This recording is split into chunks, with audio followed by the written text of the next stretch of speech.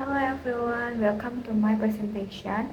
Hari ini kita bakal belajar tentang bab 2, yaitu struktur dasar pemrograman atau program. Ini adalah fondasi dasar yang akan kita butuhkan di semua jenis pemrograman. Jadi apa yang akan kita bahas? We have three main topics. Yang pertama kita akan melihat variabel dan konstanta. Lalu kita akan membahas tentang tipe data. Yang terakhir kita akan membahas tentang operator. Let's start with variables and constants. Jadi variabel dan konstan itu saling berhubungan. Anggap aja keduanya sebagai kotak atau tempat penyimpanan di sebuah memori komputer. Perbedaan utamanya adalah variabel itu kotak yang isinya bisa berubah. Misalnya, variabel skor mungkin sekarang 0, tapi nanti bisa jadi menjadi 100. Sedangkan konstanta adalah kotak yang nilainya dikunci. Sekali kita mendefinisikan, nilainya tidak bisa diubah. Ini berguna untuk nilai yang harus selalu tetap seperti nilai P atau nama perusahaan. So we have our box. Now we need to define what kind of information can go into them. Jadi inilah gunanya tipe data. Tipe data itu sangat penting untuk menghindari error. Kita tentu tidak mau kalau tidak sengaja mencoba menghitung matematika menggunakan sebuah teks terus salah kan? Nah, mari kita lihat tipe yang paling umum. Yang pertama itu ada integer, biasanya dipakainya itu int. Ini adalah bilangan bulat seperti 10, -5, atau 0. Lalu yang kedua ada float atau real.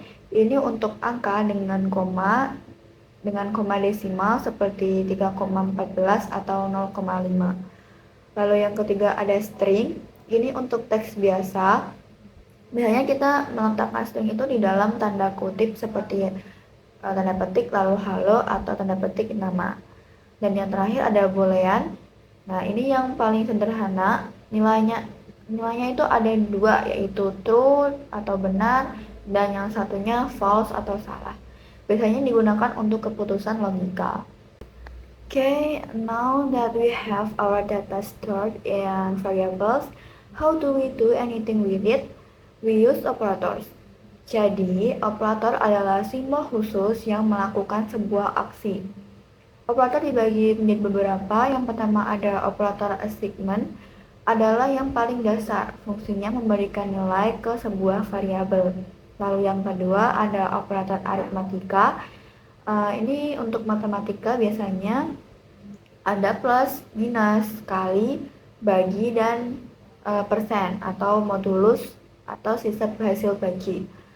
Yang ketiga ada operator relasional, itu adalah untuk perbandingan. Operator biasanya bertanya apakah X lebih besar dari Y atau apakah A sama dengan B. Jawabannya selalu boolean atau true or false. Lalu yang terakhir ada operator logika seperti and, or, dan not. Digunakan untuk menggabungkan beberapa kondisi true or false.